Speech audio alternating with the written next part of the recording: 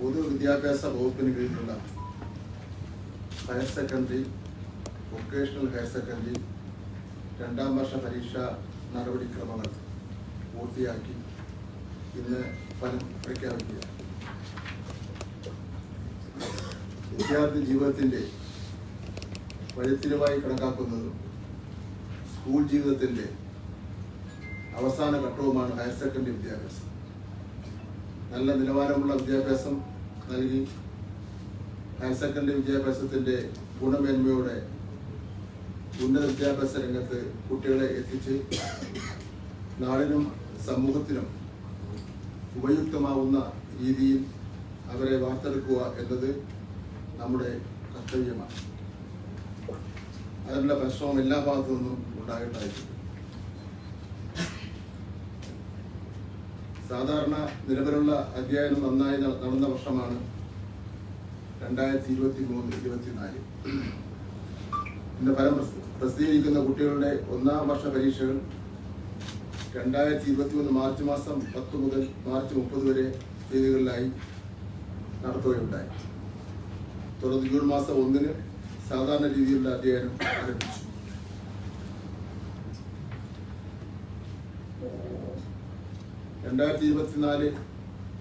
March 1 മുതൽ 26 വരെ തീയതികളിലായി രണ്ടാം വർഷ higher secondary, vocational higher secondary പരീക്ഷകൾ നടക്കുകയുണ്ടായി.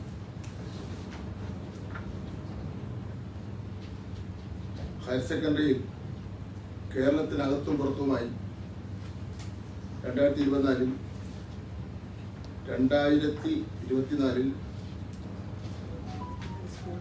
2024 സ്കൂളുകളിലായി 2017 പരീക്ഷാ കേന്ദ്രങ്ങളും വൊക്കേഷണൽ ഹയർ സെക്കൻഡറിയിൽ 380 പരീക്ഷാ കേന്ദ്രങ്ങളുമാണ് സജ്ജമാക്കിയിരുന്നത്. റെഗുലർ കുട്ടികൾക്ക് പുറമെ open school, technical higher secondary, special school, art higher secondary എന്നീ വിഭാഗങ്ങളിലെ പരീക്ഷകൾ ഇതോടൊപ്പം നടത്തുകയുണ്ടായി.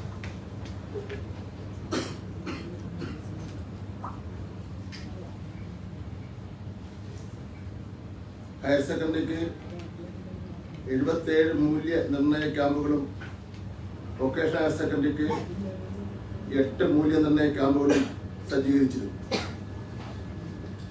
ഹയർ സെക്കൻഡറിയിൽ 24,317 അധ്യാപകരും വൊക്കേഷണൽ ഹയർ സെക്കൻഡറിയിൽ 2,203 അധ്യാപകരും മൂല്യനിർണയത്തിൽ പങ്കെടുത്തു.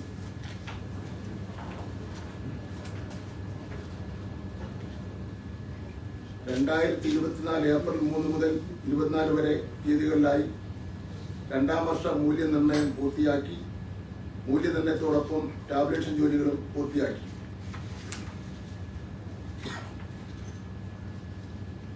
ഈ വർഷത്തെ പ്രായോഗിക പരീക്ഷകൾ 2024 ജനുവരി മാസം 21 മുതൽ ഫെബ്രുവരി മാസം 14 വരെ തീയതികളിലായി നടന്നു.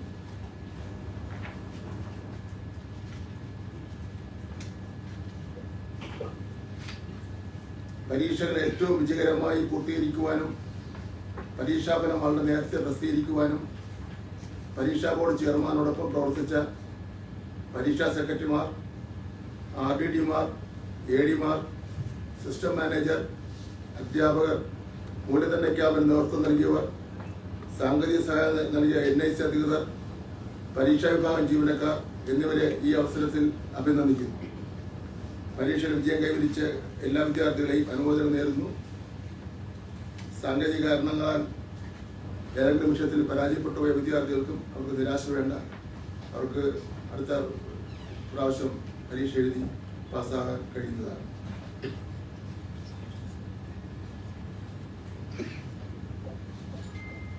കൂടാതെ തന്നെ വിജയിച്ചവരിൽ ആവശ്യമെങ്കിൽ ഏതെങ്കിലും ഒരു വിഷയത്തിന്റെ മാർക്ക് മെച്ചപ്പെടുത്തുന്നതിനുമായി 2024 ജൂൺ 12 മുതൽ 20 വരെ തീയതികളിലായി സേവ് എ ഇയർ ഇംപ്രൂവ്മെന്റ് പരീക്ഷ നടത്തുന്നതാണ്. വിശദമായ നോട്ടിഫിക്കേഷൻ ഇന്ന് തന്നെ പുറപ്പെടുവിക്കുന്നതാണ്. ഹയർ സെക്കൻഡറി പരീക്ഷാഫലം 2024 മാർച്ച് രണ്ടാം വർഷ ഹയർ സെക്കൻഡറി പരീക്ഷയിൽ ആകെ 2024 സ്കൂളുകളിൽ നിന്ന് റെഗുലർ വിഭാഗത്തിൽ 3,74,755 പേർ പരീക്ഷ എഴുതി.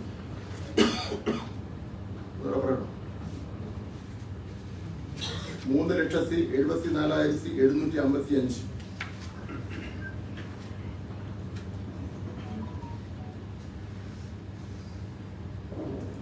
ഇതിൽ 2,94,888 പേർ ഉപരിപഠനത്തിന് യോഗ്യത നേടി. 2,94,888 പേർ ഉപരിപഠനത്തിന് യോഗ്യത നേടി. വിജയ ശതമാനം 78.69%.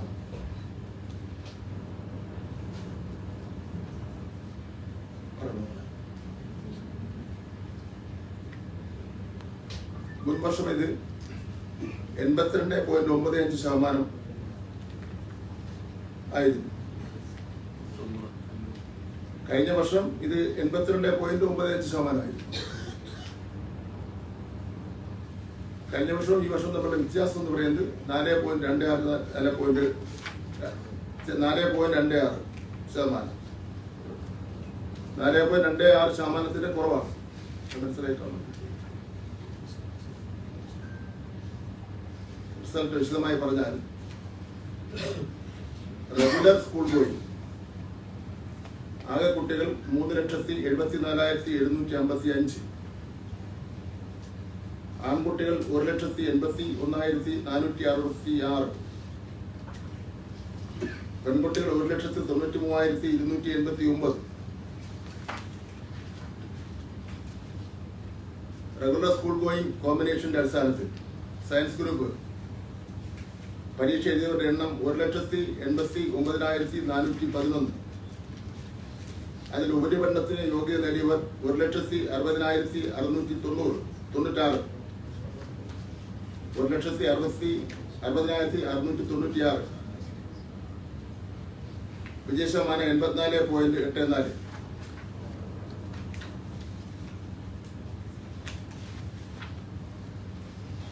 ഹ്യൂമാനിറ്റീസ് ഗ്രൂപ്പ് പരീക്ഷ എഴുതിയവരുടെ എണ്ണം 76,235. ഉപരിപഠനത്തിന് യോഗ്യത നേടിയവർ 51,144. വിജയ ശതമാനം 67.09. കൊമേഴ്സ് ഗ്രൂപ്പ് പരീക്ഷ എഴുതിയവരുടെ എണ്ണം 1,09,109. ഉപരിപഠനത്തിന് യോഗ്യത നേടിയവർ 83,048. വിജയ ശതമാനം 76.11.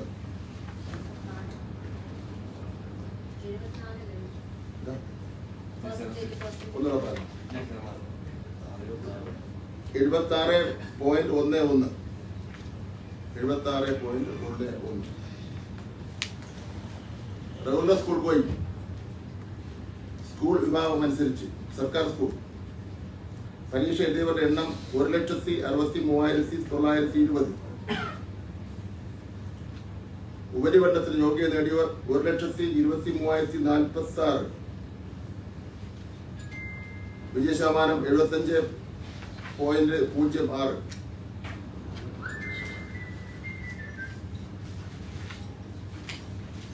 എയ്ഡഡ് സ്കൂൾ പരീക്ഷ എഴുതിയവരുടെ എണ്ണം 1,84,490. ഉപരിപഠനത്തിന് യോഗ്യത നേടിയവർ 1,52,147. വിജയ ശതമാനം 82.47. അൺഎയ്ഡഡ് പരീക്ഷ എഴുതിയവരുടെ എണ്ണം 26,071. ഉപരിപഠനത്തിന് യോഗ്യത നേടിയവർ 19,425. വിജയ ശതമാനം 74.51. സ്പെഷ്യൽ സ്കൂൾ പരീക്ഷ എഴുതിയവരുടെ എണ്ണം 274. ഉപരിപഠനത്തിന് യോഗ്യത നേടിയവർ 270. വിജയ ശതമാനം 98.54.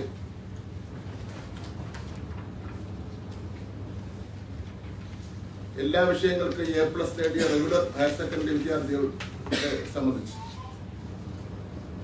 39,242. കഴിഞ്ഞ വർഷം അത് 33,815 കഴിഞ്ഞ വർഷം 33,815 ഈ വർഷം 5,427 എണ്ണം കൂടുതൽ. 5,427 എണ്ണം കൂടുതൽ.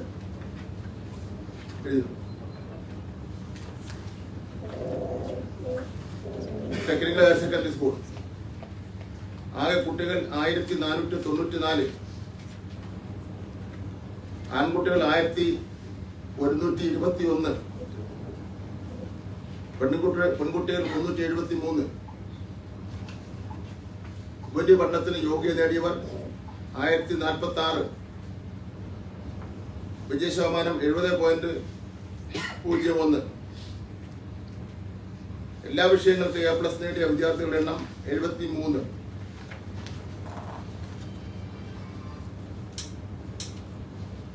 Kalamandalam art higher secondary school ആകെ കുട്ടികൾ 60.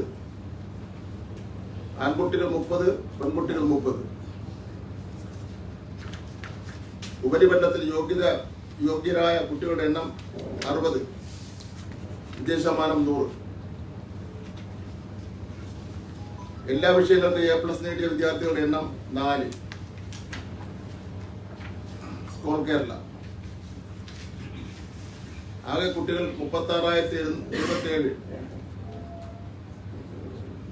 ആൺകുട്ടികൾ 21,393.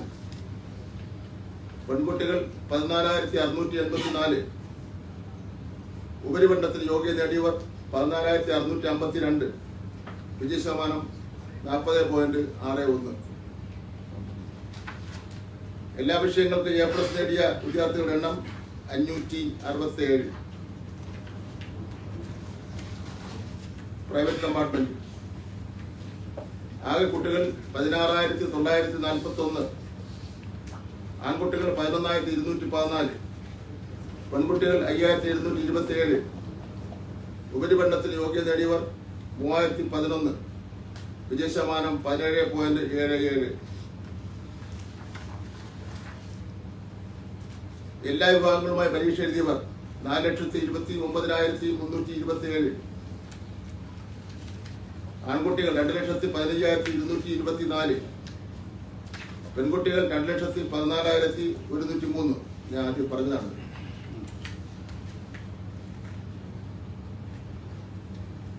വിജയ ശതമാനം ഏറ്റവും കൂടിയ ജില്ല എറണാകുളം 84.12. ഏറ്റവും കുറഞ്ഞ ജില്ല വയനാട്. വിജയ ശതമാനം ഏറ്റവും കൂടിയ ജില്ല എറണാകുളം 84.12. വിജയ ശതമാനം ഏറ്റവും കുറഞ്ഞ ജില്ല വയനാട് 72.13.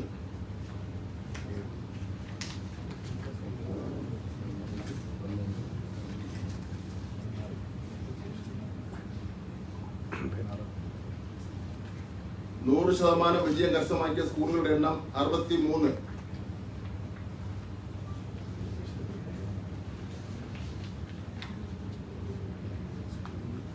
അതിൽ സർക്കാർ സ്കൂളുകൾ 7 എണ്ണം, എയ്ഡഡ് സ്കൂളുകൾ 17 എണ്ണം, അൺഎയ്ഡഡ് സ്കൂളുകൾ 27, സ്പെഷ്യൽ സ്കൂളുകൾ 12.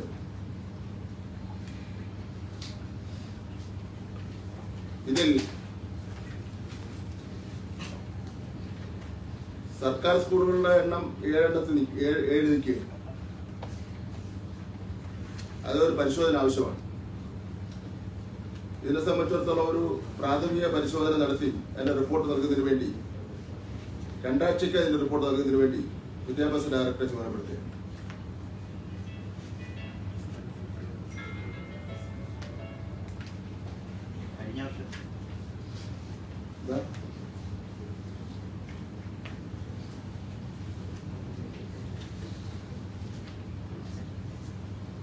വിജയിച്ചാലും പരിശോധിക്കണം, പരാജയപ്പെട്ടാലും പരിശോധിക്കുന്നുണ്ട്. അതൊക്കെ ഒരു ചോദ്യമില്ലാതെ ശരിയാവില്ല.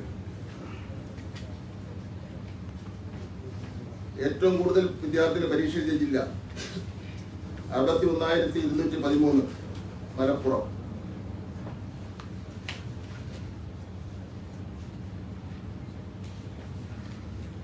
ഏറ്റവും കുറവ് വിദ്യാർത്ഥികൾ പരീക്ഷ എഴുതിയ ജില്ല വയനാട് 9,557.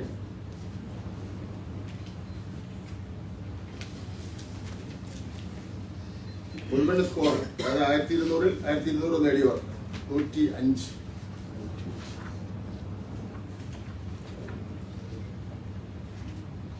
മുഴുവൻ വിഷയങ്ങൾക്ക് A+ ലഭിച്ച വിദ്യാർത്ഥികളുടെ എണ്ണം 39,242.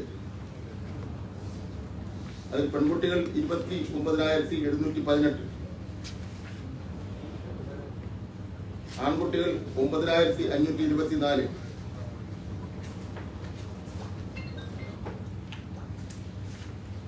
Science 31,214, humanities 2,753, commerce 5,275. ഏറ്റവും കൂടുതൽ വിദ്യാർത്ഥികളെ എല്ലാ വിഷയങ്ങൾക്കും A+ ഗ്രേഡിന് അർഹമാക്കിയ ജില്ല മലപ്പുറം 5,659. 5,659.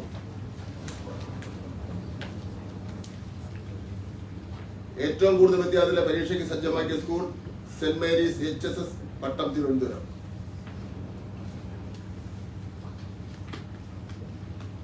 791 പേർ.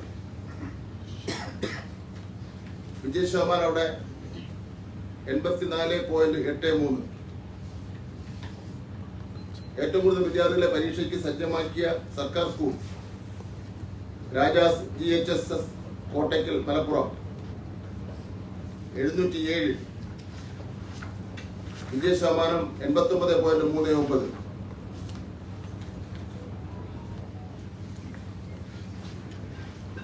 വ്യക്തിഗതമായിട്ടുള്ള പരീക്ഷ പറയുന്ന വൈകിട്ട് 4 മണി മുതൽ വിദ്യാഭ്യാസ വകുപ്പ് നിർദ്ദേശിച്ചിട്ടുള്ള വെബ്സൈറ്റുകൾ ലഭ്യമാണ്. സേ ഇംപ്രൂവ്മെന്റ് പരീക്ഷയ്ക്ക് അപേക്ഷിക്കാനുള്ള അവസാന തീയതി 13/5/2024. 13/5/2024. സേ ഇംപ്രൂവ്മെന്റ് പരീക്ഷ ജൂൺ മാസം 12 മുതൽ 20 വരെ തീയതികളിലായി നടത്തുന്നതാണ്. പുനർമൂല്യനിർണ്ണയം, ഫോട്ടോ കോപ്പി, സൂക്ഷ്മ പരിശോധന എന്നിവയ്ക്ക് അപേക്ഷിക്കാനുള്ള അവസാന തീയതി 14/5/2024.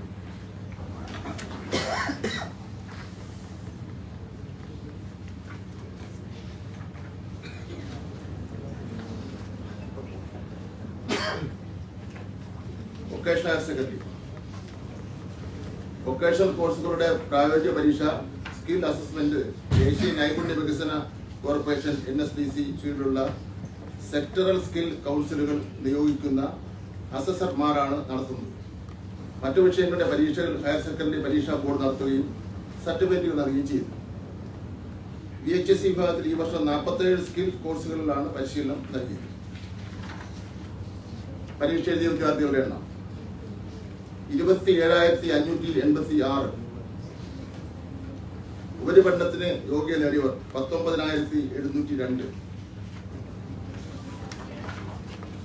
വിജയ ശതമാനം 71.42%. മുൻവർഷത്തെ വിജയ ശതമാനം 78.39%.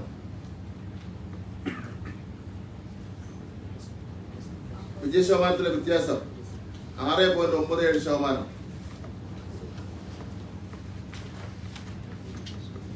സയൻസ് വിഷയാടിസ്ഥാനത്തിലാണ്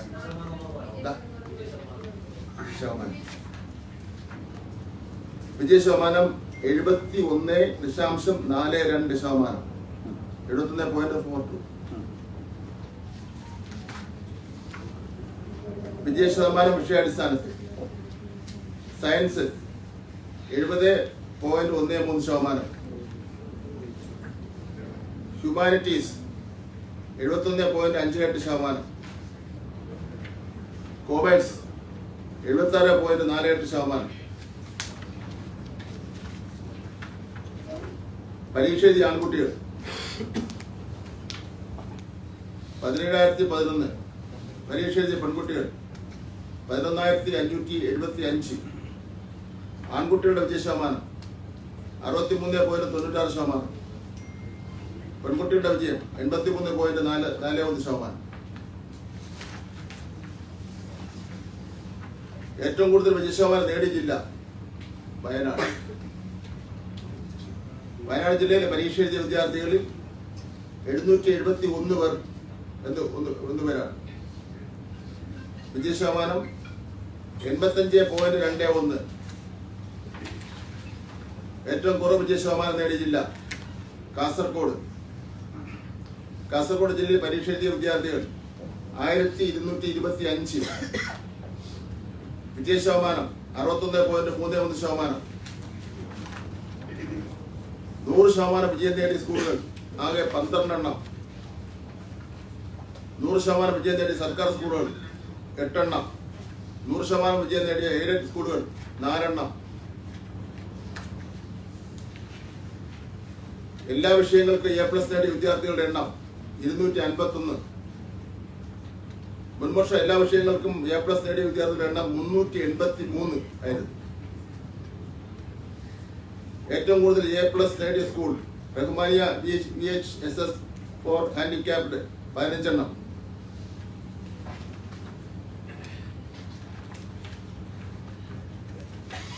ഉത്തരക്കടലാസുകളുടെ സൂക്ഷ്മ പരിശോധനയ്ക്കുള്ള അപേക്ഷകളും പുനർ മൂല്യനിർണ്ണയത്തിനുള്ള അപേക്ഷകളും നിർദ്ദിഷ്ട ഫീസ് സഹിതം പഠനം പൂർത്തിയാക്കിയ സ്കൂളുകളിൽ 14/5/2024 സമർപ്പിക്കേണ്ടതാണ്. സേവ് ഇംപ്രൂവ്മെന്റ് പരീക്ഷ, സേവ് എ ഇയർ ഇംപ്രൂവ്മെന്റ് പരീക്ഷകൾക്ക് അപേക്ഷ നൽകേണ്ട അവസാന തീയതി 13/5/2024.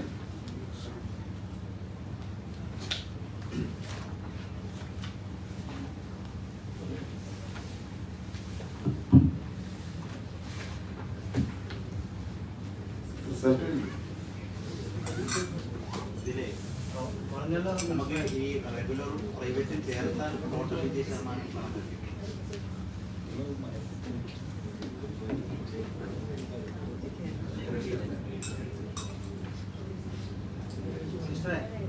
കഴിഞ്ഞ വർഷത്തേക്ക് കുറഞ്ഞല്ലോ. VHSE കുറഞ്ഞു, ഹയർ സെക്കൻഡറി കുറഞ്ഞു. നമ്മൾ ഈ മൂല്യം ഈ മത്സര പരീക്ഷയ്ക്ക് അടിസ്ഥാനം ഈ +2ന്റെ മാർക്കും അതിൻ്റെ അടിസ്ഥാനത്തിൽ മൂല്യനിർണ്ണയം കാര്യക്ഷമമാക്കിയതാണോ അല്ലെങ്കിൽ മറ്റു കാരണങ്ങളുണ്ടോ? പ്രത്യേകിച്ച് കാരണങ്ങളില്ല. നമ്മൾ സാധാരണ നടപടിക്രമങ്ങളാണ് പാലിച്ചുകൊണ്ടിരിക്കുന്നത്. അതിൽ പ്രത്യേകിച്ച് ഒരു നിയന്ത്രണം ഒരു സ്ഥലത്ത് പറ്റിയിട്ടില്ല. കുറച്ചുകൂടെ നിലവാരത്തിലേക്ക് വന്നിട്ടുണ്ടെന്നുള്ളതാണ്.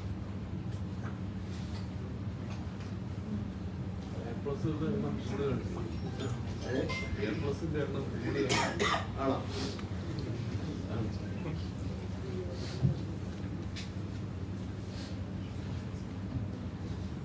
മാത്രമല്ല ഈ അമ്മയുടെ സ്കൂളുകളൊക്കെ നമ്മുടെ അതൊരു മാറ്റമാണ്. കഴിഞ്ഞ വർഷത്തെ പോലെ തന്നെയാണ് എയ്ഡഡ് സ്കൂളിന്റെ മറ്റ് എയ്ഡഡ് ഗവൺമെന്റ് സ്കൂളുമായിട്ടും താരതമ്യം ചെയ്യുമ്പോൾ കൂടുതൽ 100% നേട്ടം കൈവരിച്ച അമ്മയുടെ സ്കൂളാണ് കൂടുതൽ. കുറച്ച് കുട്ടികളെ കുട്ടികൾ വളരെ കുറച്ചാണ്. കഴിഞ്ഞ വർഷം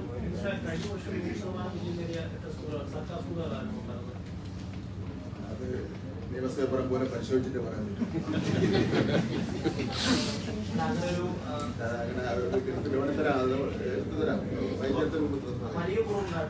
ഇല്ല, അതില്ല.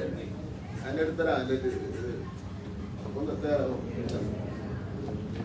മീഡിയ വന്നു കൊടുക്കുന്നത്.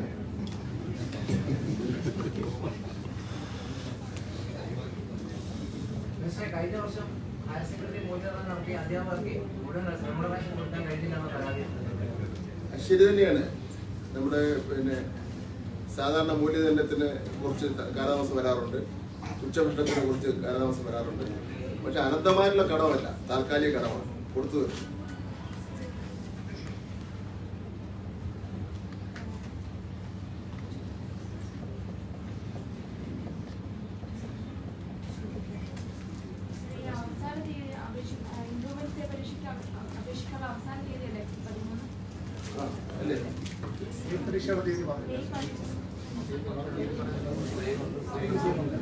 അവസാനം പറഞ്ഞ 12 മുതൽ ഇത് അപേക്ഷിക്കുന്നതിന്റെ അവസാന തീയതിയാണോ പരീക്ഷയുടെ തീയതിയാണോ? അപേക്ഷിക്കുന്നതിന്റെ അവസാന തീയതിയാണോ? 13.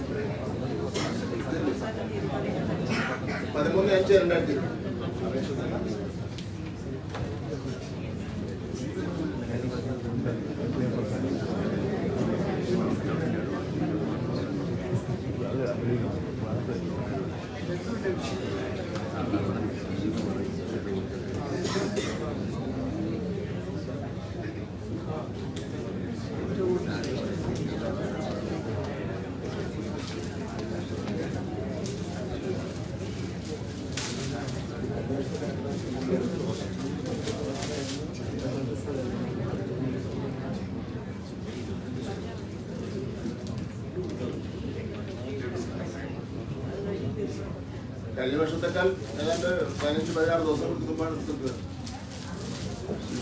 എനിക്ക് ഇന്നലെ ഒരു പരിഷ്കാരം പറഞ്ഞല്ലോ, മിനിമം മാർക്ക്. ഇന്നലെ മിനിമം മാർക്ക് പ്രഖ്യാപിച്ചപ്പോഴേ വലിയ പ്രതികരണം ആരും എതിരായി പറഞ്ഞവരാരും ആരെങ്കിലും എളുപ്പമുള്ളവർ മനസ്സിൽ വെച്ചിട്ടുണ്ടാകുന്ന എനിക്കറിയാം. പക്ഷേ ഫേസ്ബുക്കിലും അല്ലാതെ വ്യക്തിപരമായി സംസാരിച്ചവരും ഫോണിൽ സംസാരിച്ചവരും മാധ്യമങ്ങളൊക്കെ തന്നെ നമുക്കത് കർശനമായി നടപ്പിലാക്കുമെന്നുള്ള കാര്യം പറഞ്ഞു.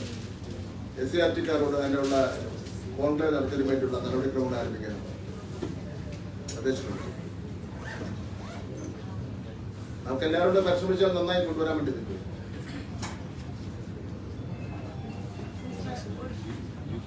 വിദ്യാഭ്യാസമായിട്ട് ബന്ധപ്പെട്ടതല്ല, മറ്റൊരു കാര്യമാണ്. മുഖ്യമന്ത്രിയുടെ വിദേശയാത്രയുമായിട്ട് ബന്ധപ്പെട്ടിട്ട് കുറേയധികം ആക്ഷേപങ്ങൾ വരുന്നുണ്ട്. അപ്പൊ അതിന് എന്തെങ്കിലും വസ്തുതയുണ്ടോ? ഞാൻ ഈ ഹയർ സെക്കൻഡറി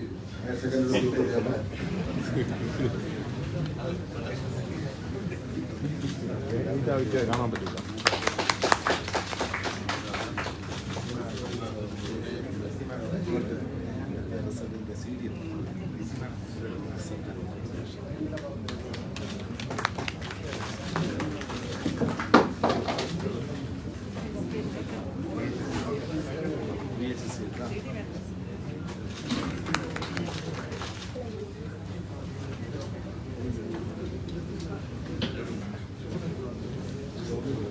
നമുക്ക് 2 റിസൾട്ടും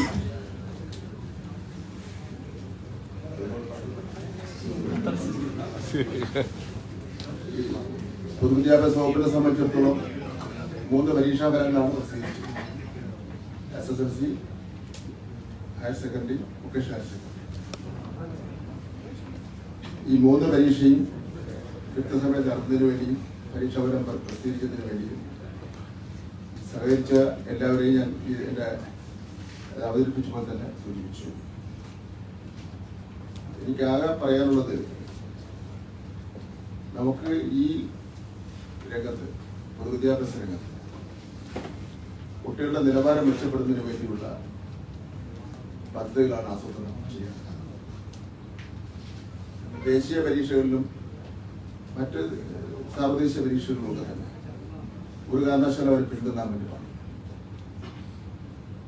അതിന് അധ്യാപക സമൂഹത്തിന്റെ പിന്തുണ വേണം, രക്ഷാകർത്ത സമൂഹത്തിന്റെ പിന്തുണ വേണം. അല്ലാതെ പാരമ്പര്യമായിട്ടുള്ള കാര്യമാണെന്ന് പറഞ്ഞ് നമുക്ക് ചിന്തിക്കാൻ വേണ്ടി പറ്റില്ല. ഇത് മുഖ്യ പങ്ക് വഹിക്കേണ്ടത് അധ്യാപകർ, അത് കഴിഞ്ഞാൽ രക്ഷാകർത്താക്കൾ, കുട്ടികളുടെ സഹകരണം വേണം. അത് ഈ വരാൻ പോകുന്ന 1 വർഷക്കാലം അതിനുവേണ്ടി ഒരു ഡ്രൈവ്, അതിനുവേണ്ടിയുള്ള ഒരു തയ്യാറെടുപ്പ് നടത്താൻ വേണ്ടി പൊതുവിദ്യാഭ്യാസ വകുപ്പ് ഉദ്ദേശിക്കുക. അതിനുവേണ്ടി അധ്യാപക സംഘടനയുടെ യോഗം അടുത്ത ആഴ്ചയാണ് വിളിച്ചിട്ടുണ്ട്. ആ യോഗത്തിൽ കാര്യങ്ങൾ വിശദമായി ചർച്ച ചെയ്യും. അവരുടെ കൂടി അഭിപ്രായം മുകളിലേക്ക് എടുത്തുകൊണ്ടായിരിക്കും കാര്യങ്ങൾ നടത്തിക്കൊണ്ട് പോകുന്നത്. അവരെല്ലാം നല്ല പിന്തുണ സഹായം ഉണ്ട്.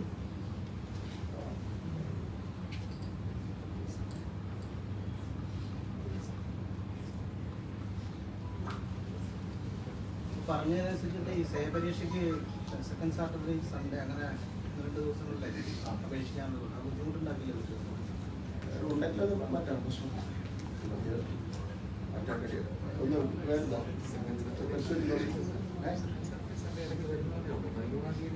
അത് 1-ാം തീയതി വരെയുണ്ട്. സെക്കൻഡ് സാറ്റർഡേ വരുന്നത് മാത്രമേ ഉള്ളൂ. നമ്മൾ അഥവാ 1 ദിവസം 2 ദിവസമൊക്കെ താമസിച്ച് പരീക്ഷ ഫീസ് അടയ്ക്കാനും ഒക്കെ തന്നെ ബുദ്ധിമുട്ടായ സ്പെഷ്യൽ ഓഫർ കൊടുക്കുന്നു. ആർക്കും ഒരു ബുദ്ധിമുട്ടില്ല. ഒരു കുട്ടി പോലും അതിൻ്റെ ഒന്നും കാര്യം പറഞ്ഞ് പരീക്ഷ എഴുതാൻ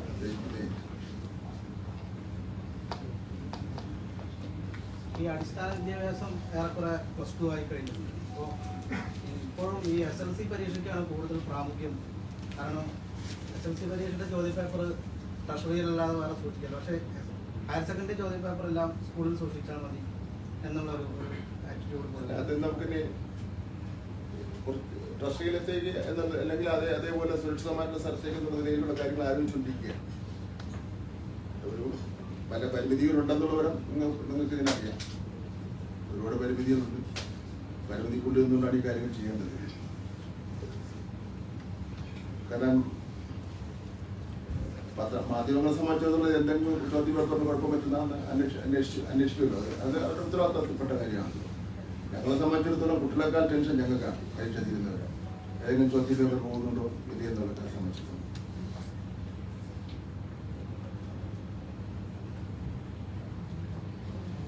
ഇവിടെ ഒരു ചോദ്യം ചോദിച്ചു, മറുപടി പറയാൻ പോയെങ്കിൽ പിന്നെ നാളത്തെ 10 അതൊരു വാർത്തയായി.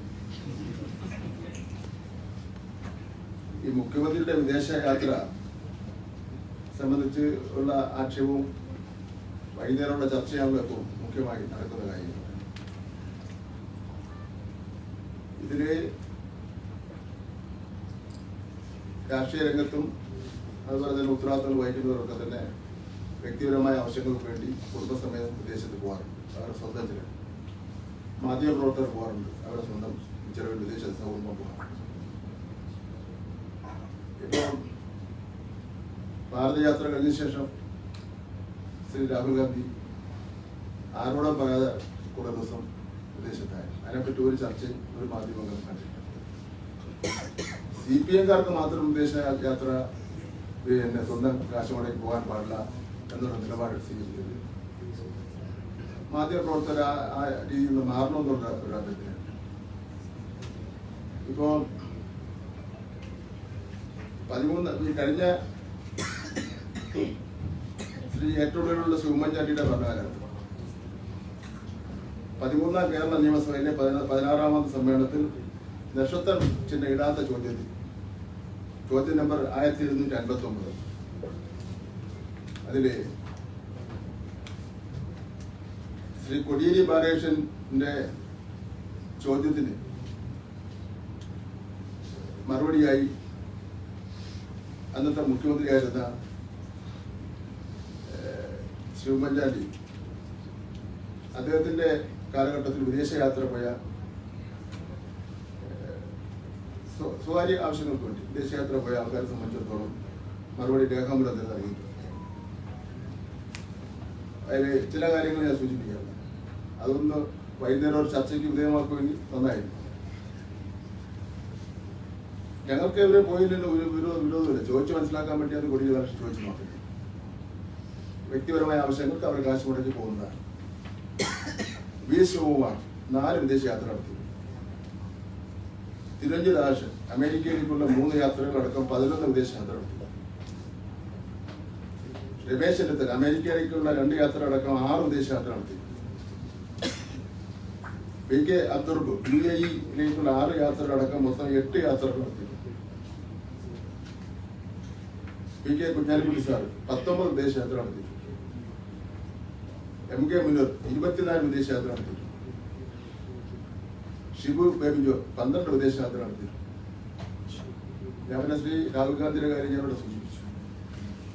കഴിഞ്ഞ ഒരാഴ്ചക്കാലമായി ഇവിടെ നടക്കുന്ന മാധ്യമങ്ങളിലും പ്രിന്റ് മീഡിയസിലും വിഷ്വൽ മീഡിയസിലും നടക്കുന്ന ചർച്ചകളിലും ആദ്യത്തെ സംഭവമാണ് ശ്രീ പിണറായി വിജയനും അദ്ദേഹത്തിന്റെ കുടുംബവും സ്വന്തം കാശ് മുടക്കി ഒരു അവധിക്കാലത്ത് കുട്ടികളും അതുകൊണ്ട് വിദേശത്ത് പോകുന്നതെന്നുള്ള മട്ടിലാണ് ചർച്ച ചെയ്യുന്നത്. എല്ലാം ഞങ്ങൾ CPM-കാർക്ക് ഇതൊന്നും പാടില്ല എന്നൊന്നും തീരുമാനിക്കുന്നത് ശരിയാണ്. ഇതെല്ലാം കൂടി കൂട്ടിച്ചേർക്കണം, കൂട്ടി വായിക്കണമെന്ന് മാത്രമേ ഞങ്ങൾ പറയുന്നു. CPM നേതാവല്ലല്ലോ, കേരളത്തിന്റെ മുഖ്യമന്ത്രി. കേരളത്തിന്റെ മുഖ്യമന്ത്രി ഒരു യാത്രയ്ക്ക് പോകുമ്പോൾ അല്ല, വേറെ സ്വാഭാവികമായും അതൊരു പ്രസ് റിലീസായിട്ട് ഇറങ്ങിക്കഴിഞ്ഞാൽ ഇങ്ങനത്തെ സംശയങ്ങളൊന്നും പ്രസിഡീസിന്റെ കാര്യത്തില് CPM നേതാവ് എന്നുള്ള നിലയിൽ പോവുകയാണെങ്കിൽ അതിനകത്ത് പബ്ലിക്കിന് സംശയം മുൻപ് പോയ കാര്യമേ കേരളത്തിന്റെ മുൻപ് മുഖ്യമന്ത്രി പോയ രാഹുൽ ഗാന്ധി പോയെന്നങ്ങ് പറയുമ്പോഴും രാഹുൽ ഗാന്ധി ഇന്ത്യയുടെ പ്രധാനമന്ത്രി ഒന്നുമല്ല, അയാൾ ഒരു പാർട്ടിയുടെ പ്രസിഡന്റ് ആവുന്നു, അതെ പാർട്ടിയുടെ പ്രസിഡന്റ് ആവുന്നു. പക്ഷെ ഇത് കേരളത്തിന്റെ മുഖ്യമന്ത്രി വിദേശ യാത്രയ്ക്ക് പോകുന്നു. കേരളത്തിലെ ജനങ്ങൾക്ക് സ്വാഭാവികമായും അദ്ദേഹം എവിടെ പോയി, എന്തിനു പോയി എന്നറിയാനുള്ള ഒരു അവകാശമില്ലേ? മുമ്പ് പോയ ആൾക്കാരുടെ പേര് പറഞ്ഞില്ല, അവരൊക്കെ മന്ത്രിമാരായിരുന്നു. അതിന്റെ വ്യത്യാസം മാത്രം നോക്കണ്ടായി.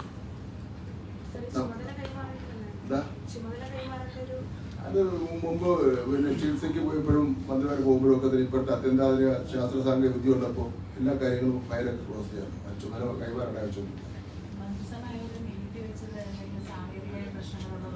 ഒന്നുമില്ല, പത്രത്തിൽ വാർത്തയൊന്നുമില്ല, അജണ്ട കുറവായിരുന്നു, 1-2 അജണ്ട വന്നിട്ടുണ്ട്.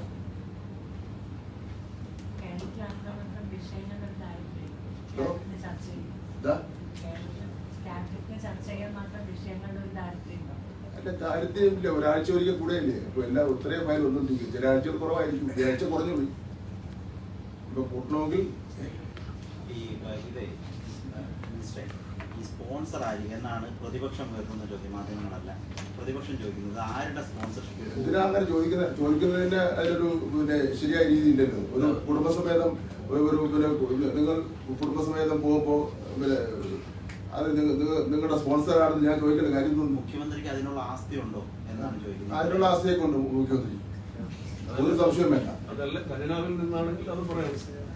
ആവശ്യമില്ലാത്ത കാര്യം പറയില്ല. ഇത് വെള്ളരിക്കപ്പെടണമല്ലോ. ഞാൻ എന്റെ മുഖ്യമന്ത്രിയെ കുറിച്ചാണ് ചോദിക്കുന്നത്. നിങ്ങളുടെ ഉൾക്കണ്ടായിരുന്നോട്ടെ, അത് ഞാൻ പറഞ്ഞു. കേരളത്തിലെ ഒരു പൗരൻ എന്ന നിലയിൽ എന്റെ മുഖ്യമന്ത്രിയെ കുറിച്ചാണ് ഞാൻ ചോദിക്കുന്നത്. നിങ്ങളുടെ ഉൾക്കണ്ടായിരുന്നോട്ടെ, എന്റെ മറുപടി ചോദിക്കാൻ എനിക്ക് അവകാശമല്ലേ? നമ്മുടെ തമ്മിൽ വഴക്കൂടേണ്ട ഒരു കാര്യമില്ല. എന്റെ മുഖ്യമന്ത്രിയെ കുറിച്ച് ഞാൻ ചോദിക്കും. ഞാൻ പിന്നെ ആരുടെ പോയി ചോദിക്കും? ഞാൻ കേരളത്തിലെ ഒരു പൗരനാണ്. അവരുടെ ഒരു ന്യായമായ അവകാശമാണ് എന്റെ മുഖ്യമന്ത്രി എവിടെയാ പോയത്.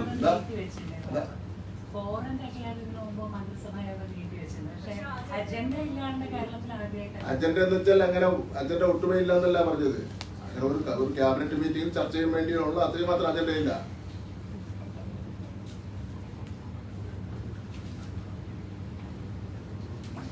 വിവാദം മുഴുവൻ വന്ന് ഈ സ്വകാര്യമായി മാത്രം ഇങ്ങനെ ഇത് പറഞ്ഞ പോലെ പത്രക്കുറിപ്പിൽ ഇങ്ങനെ പോകുന്നു എന്ന് പറഞ്ഞ വിവാദം ഒഴിവാക്കായിരുന്നല്ലോ. ഞാനത് വേറെ പറഞ്ഞത് ഞങ്ങൾക്ക് മാത്രം ഒന്നും പാടില്ല എന്നും നിങ്ങൾ വിചാരിച്ചെങ്ങനെ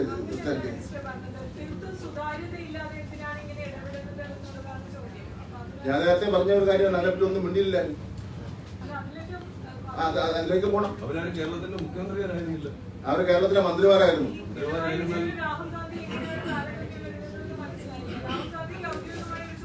അല്ല, ഞാൻ വായിച്ച മന്ത്രിമാരുടെ പേര്, അമൽ മന്ത്രിമാരുടെ പേര്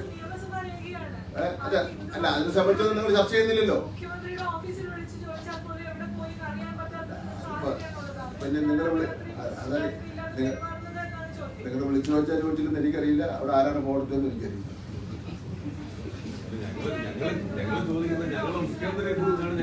നിങ്ങളുടെ ഉത്കണ്ഠ ഉണ്ട്. ഞാൻ കാര്യമാണ് പറഞ്ഞത്. ആദ്യത്തെ നടപടി എന്താണെന്ന് പറഞ്ഞു.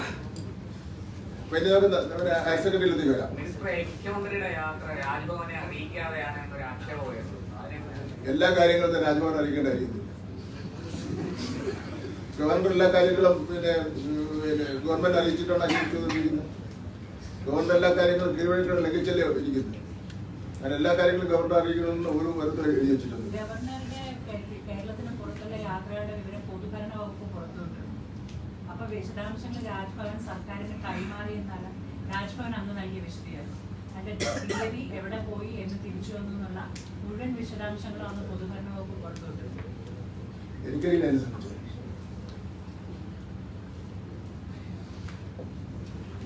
ഈ ഇടയ്ക്ക് പിന്നെ അനുവാദനൊക്കെ ഗവൺമെന്റ് പോയല്ലോ, അതൊന്നും നമ്മളെ അറിയിച്ചിട്ടൊന്നും പോയില്ല.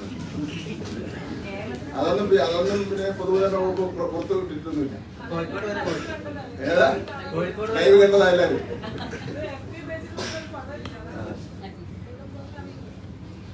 ലൈവ് ഉണ്ടാവുന്നുള്ളതിനെ അറിയിക്കേണ്ട കാര്യം വന്നില്ല. ഇപ്പൊ പിന്നെ ഹയർ സെക്കൻഡറി വൊക്കേഷണൽ ഹയർ സെക്കൻഡറിയിലേക്ക് വരാം. ലഡു കഴിക്കാം. അപ്പൊ കുറച്ച്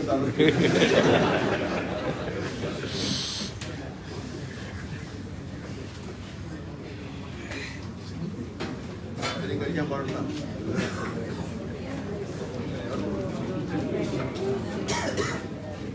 അവർക്ക് ആർക്കൊന്നും വരാൻ കൊടുക്കണ്ടേ?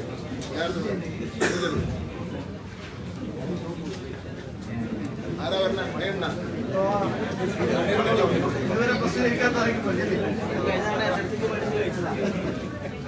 SLCക്ക് നമ്മുടെ വേറൊരു ചൂണ്ടിയായിരുന്നു. അല്ല കഴിഞ്ഞ ആളെ ഞാൻ SLCക്ക് പഠിപ്പിക്കും.